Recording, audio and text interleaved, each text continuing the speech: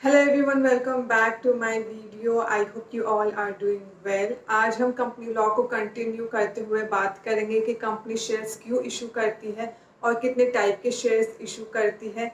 So keep watching and do not forget to subscribe my channel.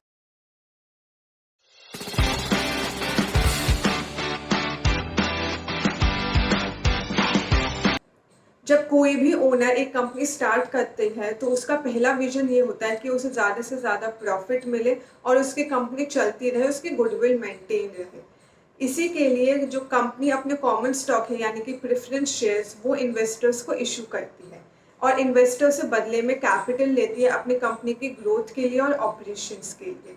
ऐसे ही company equity shares issue करती है और बदले में डिविडेंड ग्रांट करती है। अगर आप एक पब्लिक कंपनी है तो यही शेयर्स आप पब्लिक को इशू करेंगे और अगर आप एक प्राइवेट कंपनी है तो आप यही शेयर्स अपने कंपनी के विद इन यानी कि फाउंडर्स और पार्टनर्स को इशू करेंगे।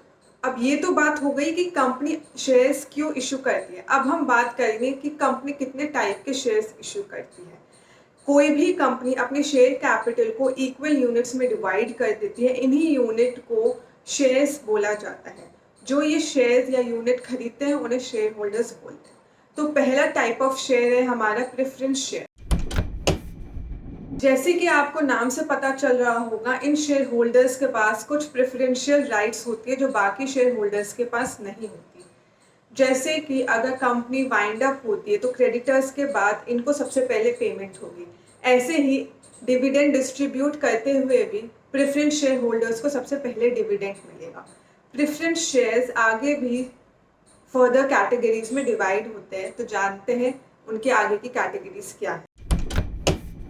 पहले सब कैटेगरी आती है क्यूमुलेटिव प्रेफरेंस शेयर्स की। क्यूमुलेटिव प्रेफरेंस शेयर्स में अगर किसी कंपनी ने अपने पिछले डिविडेंड्स पे नहीं किए हैं, वो डिविडेंड्स अनपेड है, तो क्यूमुलेटिव प्रेफरेंस शेयर होल्डर्स को वो सारे डिविडेंड सबसे पहले मिलेंगे। फॉर एग्जाम्पल, अगर कोई कंपनी है जिसने अपना 3 साल का डिविडेंड अभी तक पे नहीं किया है तो वो क्यूमुलेटिवली प्रेफरेंस शेयर होल्डर्स को सबसे पहले उस 3 साल का प्लस करंट ईयर का डिविडेंड दे। नॉन क्यूमुलेटिव प्रेफरेंस शेयर्स में शेयर होल्डर्स को वो डिविडेंड मिलता है जो उनका करंट ईयर में ड्यू होता है और उन्हें कोई भी आउटस्टैंडिंग डिविडेंड नहीं मिलता। तो जो करंट ईयर में डिविडेंड होगा वही उनको मिलेगा। हम बात करते हैं कन्वर्टेबल प्रेफरेंस शेयर्स की। ये वो प्रेफरेंस शेयर्स है जो बाद में इक्विटी शेयर्स में कन्वर्ट हो सकते हैं, but at the time of conversion हमें ये ध्यान में रखना है कि ये जो कन्वर्जन है वो आर्टिकल्स ऑफ एसोसिएशन के विद इन ऑपरेट हो। अगर आर्टिकल्स ऑफ एसोसिएशन हमें ये ऑथराइजेशन नहीं देता कन्वर्जन की तो हम कन्वर्ट नहीं कर सकते। अब हम बात करते हैं पार्टिसिपेटिंग प्रेफरेंस शेयर्स और नॉन पार्टिसिपेटिंग प्रेफरेंस शेयर्स के बारे में। पार्टिसिपेटिंग प्रेफरेंस शेयर्स में शेयर होल्डर्स को कंपनी के एक्स्ट्रा प्रॉफिट में हिस्सेदारी मिलती है और उनको गारंटीड डिविडेंड मिलता है एट फिक्स्ड रेट। वही नॉन पार्टिसिपेटिंग प्रेफरेंस शेयर्स को कंपनी के एक्स्ट्रा प्रॉफिट में हिस्सेदारी नहीं मिलती, बट उनको गारंटीड डिविडेंड जरूर मिलता है ऑन फिक्स्ड रेट। नेक्स्ट आते हैं रिडीमेबल प्रेफरेंस शेयर्स। ये वो प्रेफरेंस शेयर्स है जो कंपनी कुछ टाइम बाद शेयर होल्डर्स को रिडीम करके देती है, यानी कि उनका रीपेमेंट करती है। अब हम बात करते हैं इक्विटी शेयर्स की। इक्विटी शेयर्स को ऑर्डिनरी शेयर्स के नाम से भी जाना जाता है। ये स्टॉक मार्केट में ट्रेड होते हैं और जो कंपनी का मेजर शेयर कैपिटल है वो इक्विटी शेयर्स में ही डिवाइड होता है।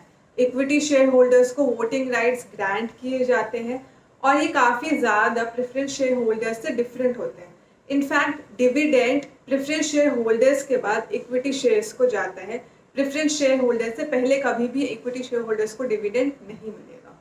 डिविडेंड डिस्ट्रीब्यूट भी तब होता है जब बोर्ड ऑफ डायरेक्टर्स डिक्लेयर करते हैं और जब कंपनी को प्रॉफिट होता है। हम बात करते हैं डिफरेंशियल वोटिंग राइट शेयर्स के बारे में। इन शेयर होल्डर्स को इक्विटी शेयर होल्डर्स के मुकाबले कम वोटिंग राइट्स मिलती है, इसलिए इनको जो डिविडेंड मिलता है वो एट अ हायर प्राइस मिलता है। जो इनके बीच में प्राइस गैप होता है वो अप्रॉक्सीमेटली 30 to 40% का गैप होता है। And guys, I hope you like my video and found this video informative. If you haven't subscribed to my channel yet, do subscribe the channel and hit the bell icon below so you'll be notified every time and each time I upload a new video.